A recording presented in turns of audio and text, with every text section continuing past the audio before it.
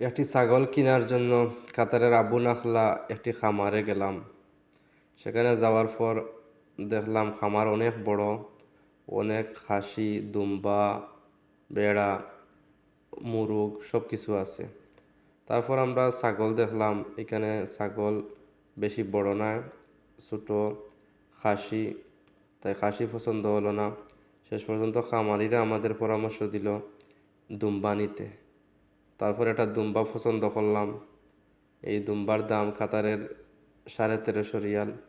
তারা 1500-1600 বলতেছে, আমাদের জন্য কম দিয়ে 1350 রিয়াল দিয়ে, বাংলাদেশের প্রায় 45,000 টাকা দিয়ে দুম্বা কিনলাম। এটাতে গোস্ত হবে প্রায় 40 কেজি।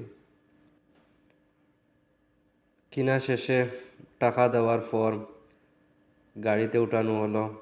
তারপর খামারের পাকিস্তানের এক ভাই দুম্বাটি ভালো করে গাড়িতে বেঁধে দিলেন। তারপর